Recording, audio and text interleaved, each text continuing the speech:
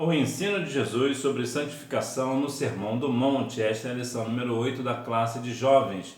E os vídeos da classe de jovens saem todos os domingos às 11h30 da manhã. Fique aqui comigo e se esta aula for edificante para a sua vida, você compartilha com aquela pessoa que, assim como você, não deixa de ir à escola bíblica dominical.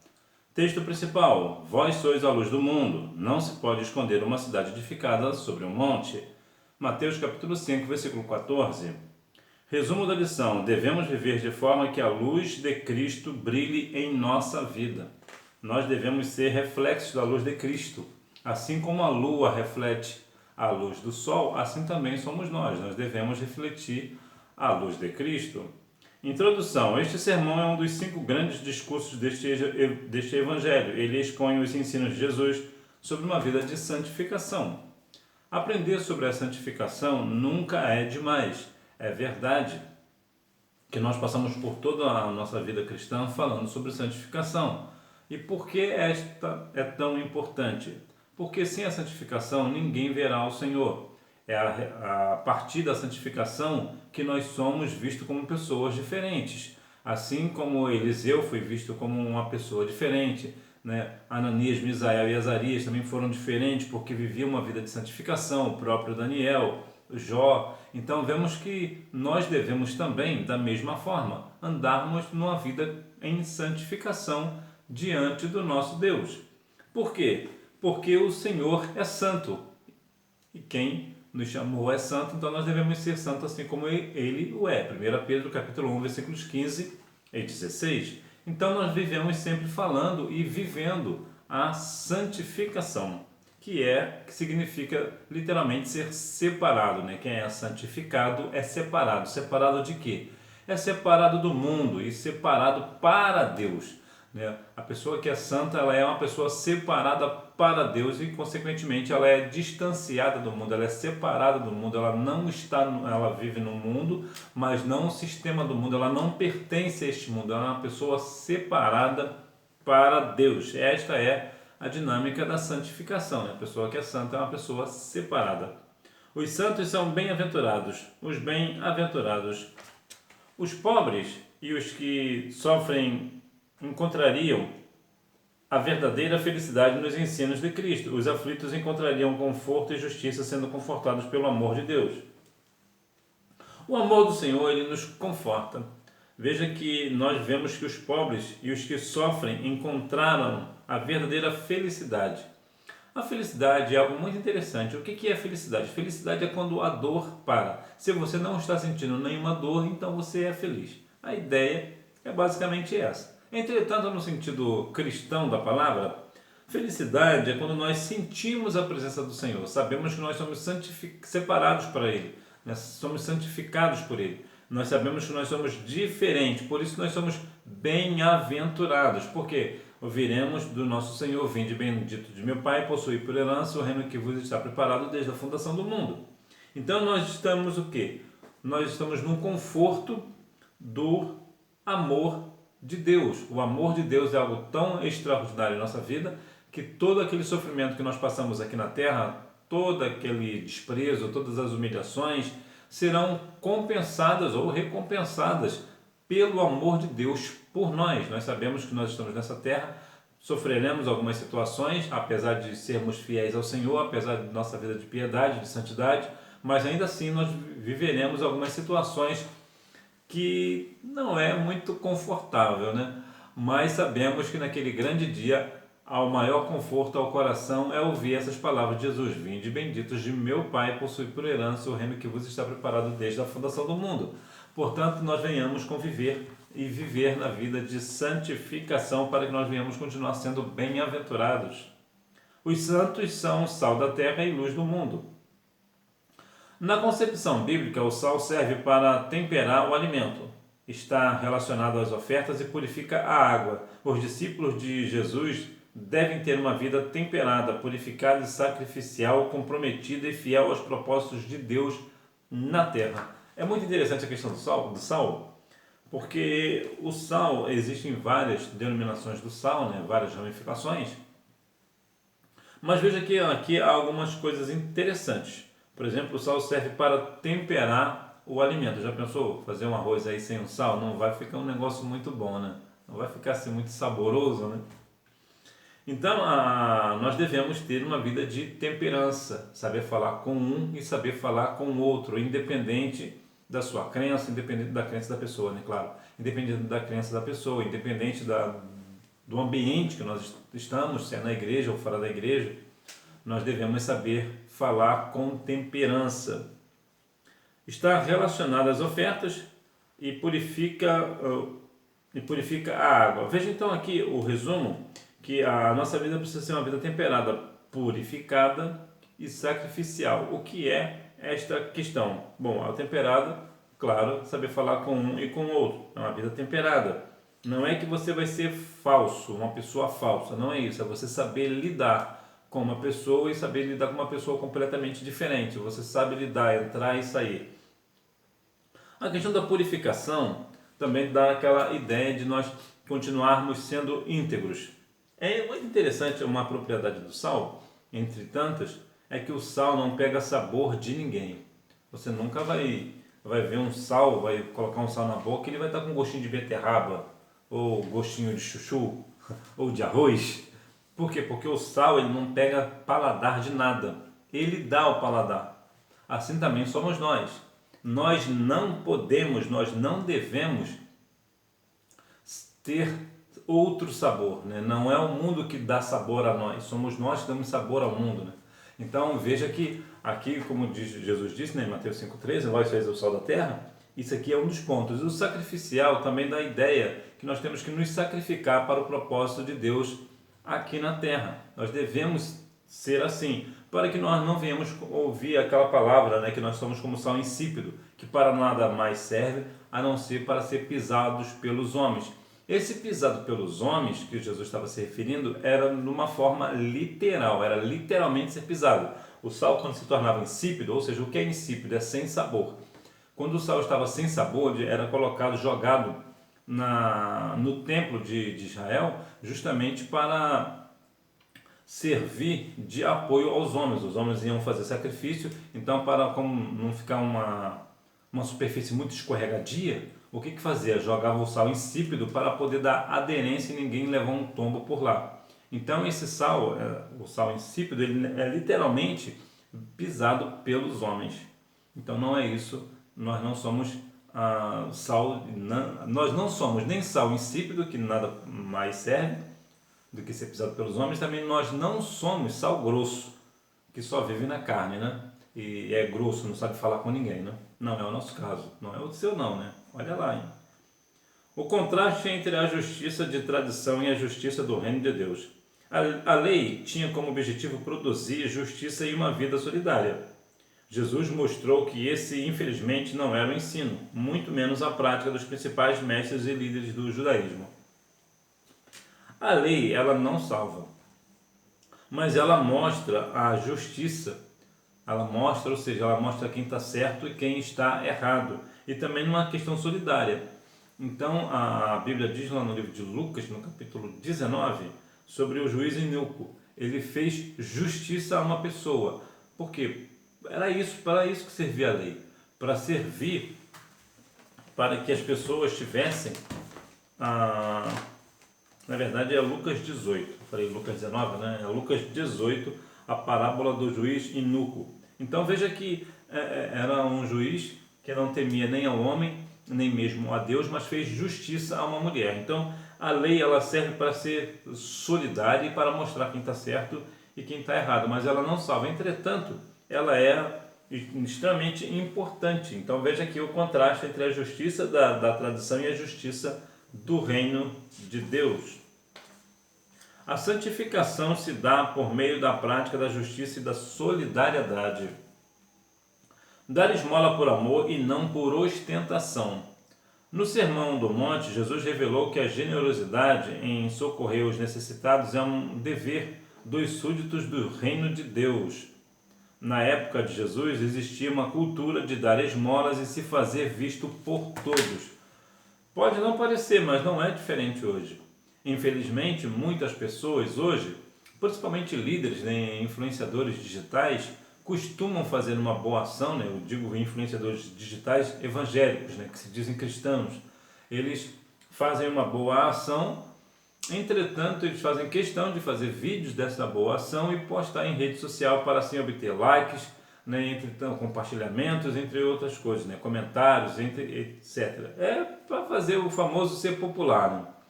Jesus, na verdade, ele repreende este negócio, não é para nós.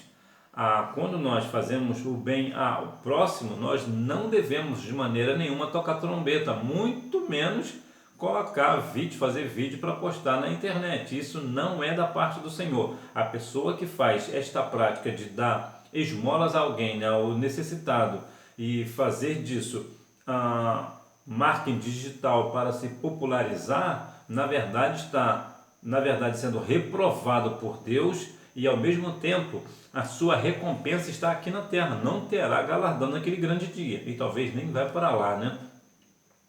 Então, o dar esmola precisa ser por amor, né? Quando nós estendemos a mão a alguém, nós precisamos fazer isso por amor ao próximo e não para aparecer. Se for para aparecer, é melhor não fazer. Orar em secreto. Algumas pessoas, quando oram em público, têm a tendência de se preocupar com o que vão falar. Fazem isso como se o importante fosse a aprovação da sua oração pelos ouvintes, ou a demonstração de sua habilidade linguística em conhecimentos teológicos. A oração, ela é um momento de comunhão, de intimidade. Você certamente tem uma intimidade para conversar com seu pai. Eu certamente não teria, não conheço seu pai, também não conheço você, né? Entretanto, há uma ideia aqui muito interessante que nós viemos compreender, que não é a forma com que eu falo, as palavras bonitas que eu falo na minha oração, ou a forma aqui de conhecimentos teológicos, conhecimento bíblico, nada disso impressiona o Senhor.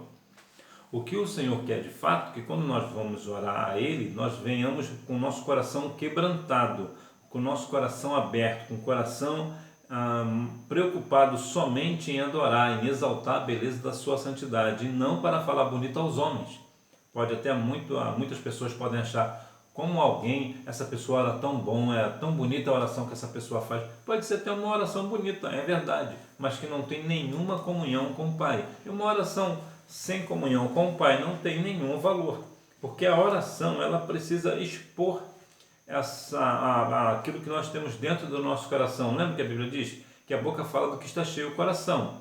Então, se o meu coração está cheio de palavras bonitas para falar ao Senhor, mas não tenho comunhão, não estou passando de uma oração de hipocrisia, assim como aquele publicano. Então, nós devemos ter em mente a forma com que nós oramos, né? Nós dependemos, na verdade, de termos um coração voltados para o Senhor, um coração quebrantado diante dele, e não ficar preocupado com o que o irmão ou a irmã ou o pastor vai achar da nossa oração. Nós não devemos mostrar que oramos bonito aos homens para impressionar os homens.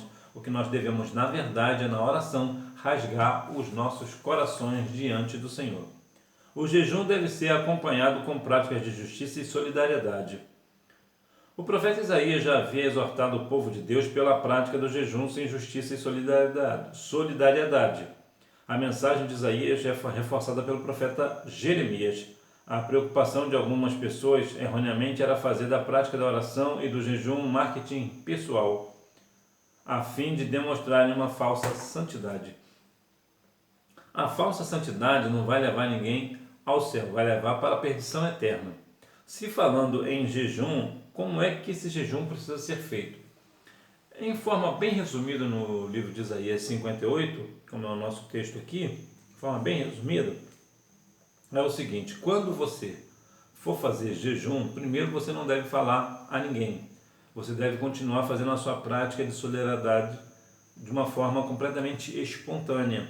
Você não deve trabalhar. Olha que interessante. Você também, sim, você não deve namorar. Namorar em hipótese alguma. Você tem um namorado, se você é noivo, você não deve namorar enquanto você estiver em jejum. Você não pode nem beber água, nem comer nada. As pessoas até falam desse jejum aí de doce, né? Que nós vamos parar. Você pode comer de tudo menos de doce. né? Então isso não é da parte do Senhor, o jejum ele precisa ser completo.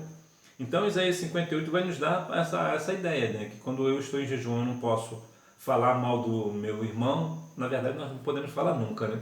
Mas no jejum eu não posso falar mal do meu irmão, não posso falar mal do meu pastor, eu não posso falar mal de ninguém, eu não posso trabalhar, eu não posso namorar, eu tenho que ter uma vida de santificação diante do Senhor no jejum por completo, não é somente não comer e não beber, tem também essa prática, né? Não ficar fazendo fofoquinha. Então nós devemos, o jejum ele é um acompanhamento, uma prática completa, e principalmente na questão de estender a mão ao próximo. Então o jejum aqui nesse caso é completo. Depois que você fizer isso, certamente o Senhor vai ouvir a sua oração com muito mais intensidade, com muito mais prazer. Este sacrifício seu ao Senhor chegará como um bom perfume diante de suas narinas. A eficácia do ensino de Jesus sobre a santidade. A didática do ensino de Jesus. Ao final, ele tinha a satisfação de vê-los saírem abismados com o ensino recebido. Esse é o sonho de todo educador sério e comprometido com o reino de Deus. Jesus utilizou ilustrações em cerca de 1/3 do Sermão do Monte. Eu quero dizer a você que usa todo o talento que Deus te deu para ser professor da Escola Bíblica Dominical, ser professora da Escola Bíblica Dominical, ou mesmo em cursos teológicos, e entre outros né, seminários e tudo mais. Qual é a didática que você usa? Por que isso é importante? Jesus ele era um mestre completamente diferenciado dos demais. Jesus ele trazia uma perspectiva didática nova, a ponto das pessoas saírem abismadas com o ensino de Jesus, maravilhadas com o ensino de Jesus. Por quê? Porque Jesus falava com autoridade. Lembra de lá de Atos capítulo 1, versículo 1? Que Jesus falava, fazia, né, ensinando fazendo. E também você que está como uma pessoa, né, como professor ou professora da Escola Bíblica Dominical, você também precisa criar uma dinâmica a ponto de que as pessoas, né, os seus alunos saiam da classe dizendo: que aula maravilhosa, que ensino perfeito, que algo extraordinário, louvado seja o nome do Senhor por esta aula de hoje. Você deve fazer exatamente isso, tirar o máximo de si, mostrar de uma forma bem simples, bem didática, né? Não ficar criando palavras difíceis, coisas extraordinárias, né? Deixa aí as palavras difíceis para a Alice, né? Alice que é boa nesse negócio de palavras difíceis. Nós devemos fazer de uma forma simples, mais simples possível, para que a pessoa fique claro a mensagem do Senhor, fique clara a mensagem da aula, né? Nós venhamos compreender e trazer de uma forma bem simples e bem direta a mensagem do Senhor, para que assim a vida das pessoas sejam edificadas. A vida do crente deve ser construída sobre a rocha. Na conclusão do Sermão do Monte, Jesus utiliza o exemplo da construção de 2 casas. A primeira construída sobre a rocha por um homem prudente, que Jesus o assemelha com aquele que ouve a sua palavra e a coloca em prática, vivendo uma vida de santidade. Firmar a nossa vida, né? A nossa casa na rocha. Quem é essa rocha? Jesus é a nossa rocha, é a rocha eterna, é a rocha inabalável. E nós devemos ouvir as palavras do Senhor e colocar em prática, firmar a nossa casa não na areia, porque se firmar na areia, qualquer vento, qualquer chuva que vier vai derrubar a nossa vida, a nossa casa. Nós temos que firmar a nossa vida, o nosso altar no Senhor, né? Firmar os nossos pés, né? Firmar bem os pés na rocha que é Cristo Jesus. Nós devemos sempre ter isso em mente, a nossa santidade para o Senhor. Para eu ter uma vida de santidade ao Senhor, eu preciso colocar os meus pés na rocha, que é Cristo Jesus. A autoridade do ensino está na coerência entre a teoria e a prática. A sua morte expiatória perfeita e definitiva derruba qualquer ensino da necessidade de sacrifícios para se ter uma vida de santidade que agrade a Deus. Jesus ensinou o que ele estava vivendo, aí estava a autoridade que causava admiração em seus ouvintes. Está vendo aqui a questão da prática? Albert Einstein dizia que a teoria é sempre assassinada mais cedo ou mais tarde pela prática. Cristo aqui ele mostrou na prática o que ele falava. Tudo que Jesus falava, ele fazia. Então as pessoas ficavam maravilhadas porque Jesus tinha autoridade nele, assim como também tem na sua vida. o Senhor Jesus deixou nas suas mãos uma autoridade. Então, quando você usa dessa autoridade com sabedoria para a edificação da igreja, o nome do Senhor é glorificado. É interessante que você vê a autoridade. E por que essa autoridade? Por que Jesus tinha autoridade? Justamente porque ele vivia uma vida de oração. Olha que interessante, o Filho de Deus orava ao Senhor, né? Orava ao seu Pai. Jesus orava ao Senhor. Ele tinha obediência ao Pai. E quando você ora ao Pai, né? Quando você tem obediência ao Pai, o Senhor também te dá autoridade. Então você observa que sim, você terá momentos difíceis em sua vida, mas você precisa fazer um sacrifício, um esforço para continuar firme no propósito do Senhor Jesus, que é de estar com uma vida em santidade. É difícil? Claro que é difícil, ainda mais para jovens, né? Na época que nós vivemos, né? Ainda mais aí a época próxima aí do carnaval, é uma situação assim, muito difícil para os jovens, né? Que envolve aí bebidas, né? Os desejos da carne. Aqui é uma situação muito difícil para o jovem, mas o Senhor te chamou justamente para resistir, para falar contra a prática do carnaval, contra a prática da bebida alcoólica, contra a prática de tudo aquilo que não provém da parte de Deus. E você tem autoridade do Senhor para falar com toda a autoridade. E por que você tem essa autoridade? Porque você não pratica o carnaval, né? O que chamam agora de carnaval gospel, né? Que inventaram esse negócio também, o carnaval gospel. Esse carnaval gospel não tem nada de gospel, né? O carnaval é do diabo e não tem outro termo, né? É uma festa da carne. Então é uma festa pagã, na verdade, né? Veja que quantas e quantas vezes profanações no nome de Jesus, né? Em desfiles de escolas de samba. Mas você fica firme e você pode falar. Por que você pode falar? Porque você não está na roda dos escarnecedores, porque você está na presença do Senhor. E quando você está na presença do Senhor, você não pratica tais pecados, então você tem toda a autoridade para falar contra o pecado, né? Que é um pecado que, claro, você não comete. Conclusão.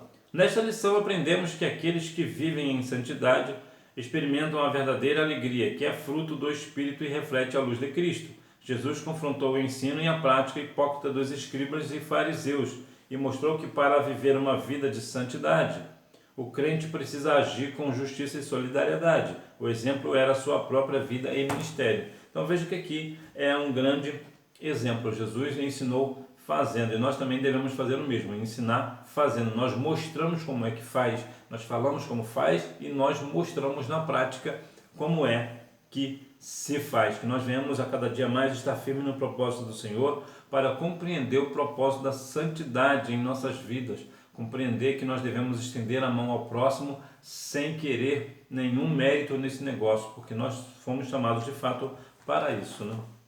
Hora da revisão. Número 1. Na abertura do Sermão do Monte, encontramos 8 bem-aventuranças. Número 2, 8. Número 3. Na concepção bíblica, o sal serve para temperar o alimento, que está relacionado às ofertas e purifica a água. Número 4. A figura do discípulo como sal da terra e luz do mundo está relacionado com o bom testemunho e a influência positiva na sociedade por meio de uma vida de santidade. Número 5. O amor ao próximo. E que nós venhamos, de fato, compreender o ensino de Jesus sobre santificação no Sermão do Monte. Que nós venhamos realmente pôr este negócio em prática, observar os seus mandamentos, viver uma vida de santidade, né? O que é santidade? Não é somente ser separado, né, do mundo, né? Ser separado para Deus, é deixar o pecado de lado, não cometer mais os pecados, né? Viver uma vida realmente de santidade diante do Senhor e principalmente não aquela santidade mentirosa, né? Aquela santidade falsa, né? Que é somente aos homens, somente os homens ver, né? Saiba que o Senhor não tem o culpado por inocente.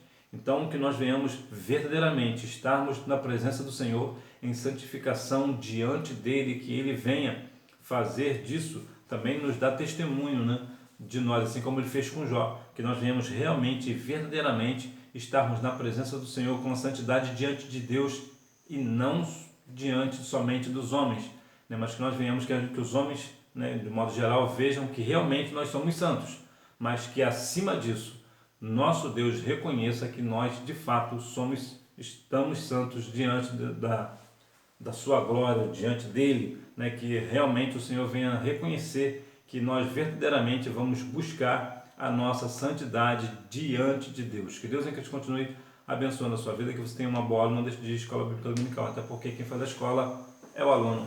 Tchau!